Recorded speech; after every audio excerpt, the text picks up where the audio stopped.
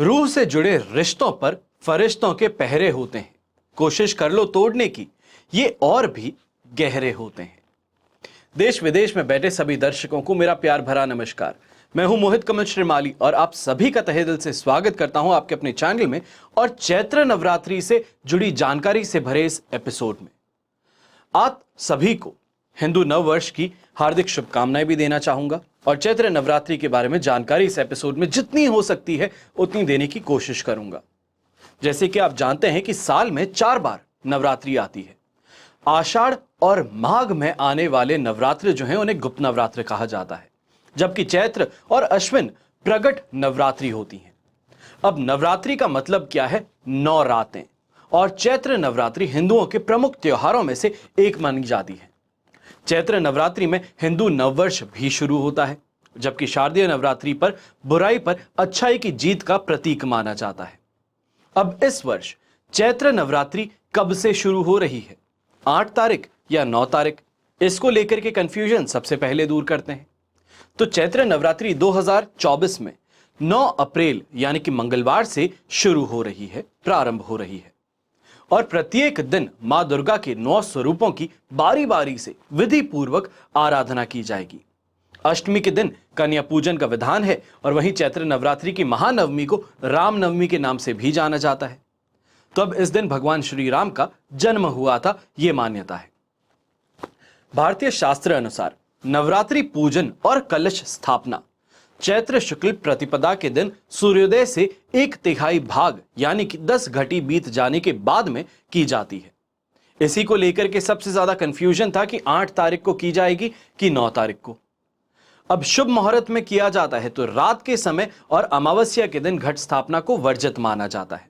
अगर किसी भी कारणवश आप इस समय कलश स्थापना नहीं कर पाए तो अभिजीत मुहूर्त में कलश स्थापना कर सकते हैं। तो ये सभी जानकारी जो है हर किसी के लिए, चाहे अभिजीत मुहूर्त की बात की जाए तो इस समय में आप कौन से समय में कलश स्थापना कर पाएंगे, इनकी जानकारी दूंगा।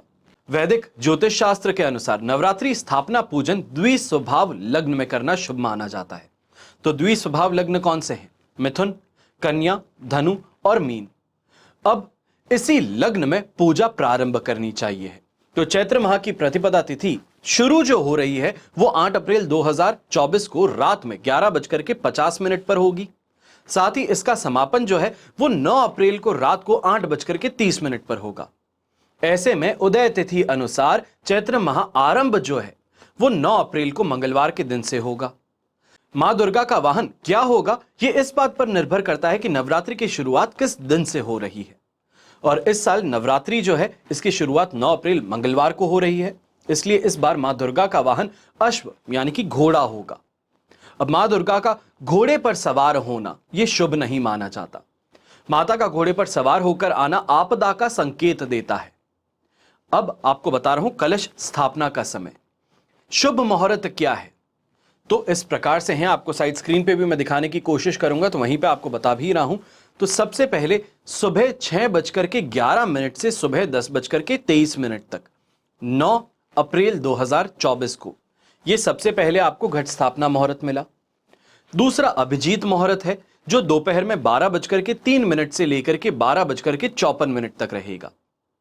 फिर अमृत सिद्धि योग 7:33 से पूरे दिन रहेगा। फिर सर्वार्थ सिद्धि योग यह 7:35 से शुरू होगा और पूरे दिन रहेगा।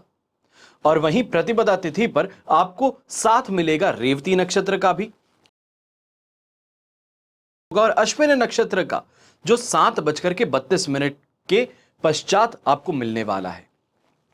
फिर यहां पे एक सबसे बड़ी दुविधा कहें या कंफ्यूजन कहें जो उठ रहा है कि ग्रहण का प्रभाव नवरात्रि पर क्या पड़ेगा या नहीं। तो यहां पर इस बात को समझना जरूरी है कि सूर्य ग्रहण जो है वो 8 अप्रैल को है। नवरात्रि उदय तिथि अनुसार 9 अप्रैल को मनाई जाएगी। ऐसे में ग्रहण का प्रभाव नवरात्रि पर नहीं पड़ने वाला है। फिर विधि क्या है पूजन की? तो तन और मन से निर्मल रहना है और विचारों में शुद्धता रखनी है। कलश स्थापना से लेकर के कन्या पूजन तक आपको फलाहार करते हुए व्रत करना होगा। अगर किन्हीं कारणों से आप हर रोज फलाहार नहीं कर सकते तो ऐसे में दिन भर आप ये कर सकते हैं कि पहले दिन और अंतिम दिन इन 2 दिनों पर व्रत रख सकते हैं। और शाम को माता की पूजा के बाद में शाकाहारी भोजन कर सकते हैं।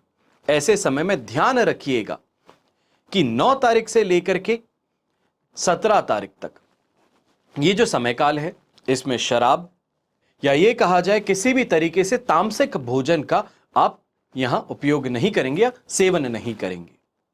और इस बात का भी ध्यान रखें कि किसी ब्राह्मण को हर रोज आप व्रत करवा सकते हैं या ये कहें कि फलहार जो है वो उन्हें भी खिलवा सकते हैं। फिर बात आती है कि नवरात्रि स्थापना को किस रंग का तिलक लगाना है और क्या भोग लगाना है, और ये राशि अनुसार आपको बता रहा हूं जानकारी। सबसे पहले शुरू करते हैं मेष राशि से। तो चंदन का तिलक मेष राशि वाले लगाएं और रसमलाई का भोग माताजी को अर्पित कीजिएगा। वृषभ राशि वाले सिंदूर का तिलक लगाएं और गुड़ का भोग माताजी को अर्पित कीजिएगा। फिर बात आती है मिथुन राशि की। तो आप दही में हल्दी मिला करके इसका तिलक स्वयं लगा सकते हैं और लड्डू का भोग माताजी को अर्पित कर सकते हैं। फिर बात आती है कर्क राशि की। तो आप सफेद चंदन का तिलक लगाएंगे और तिल के लड्डू का माताजी को भोग अर्पण करेंगे। सिंह राशि वाले काजल का तिलक लगाएंगे और पंचमेवा का भोग माताजी को अर्पित करेंगे। कन्या राशि वाले हल्दी का तिलक लगाएंगे और दूध और केले का भोग माताजी को अर्पित करेंगे। फिर बात आती है तुला राशि की। तो दही चावल का तिलक आप स्वयं लगाएंगे और गुड़ की खीर का भोग जो है वो माताजी को अर्पित करेंगे। फिर बात आती है वृश्चिक राशि की। तो आप सिंदूर का तिलक लगाए मखाने का भोग माताजी को अर्पित करेंगे। धनु राशि दूर्वा से दही का तिलक लगाएंगे, यानी कि दूर्वा जो है उसको दही में डुबा करके तिलक लगाएंगे और काजू का भोग माताजी को अर्पित करें। मकर राशि वाले चावल पीस करके उसका तिलक लगाएंगे और मक्खन मिश्री का भोग माताजी को अर्पित करेंगे।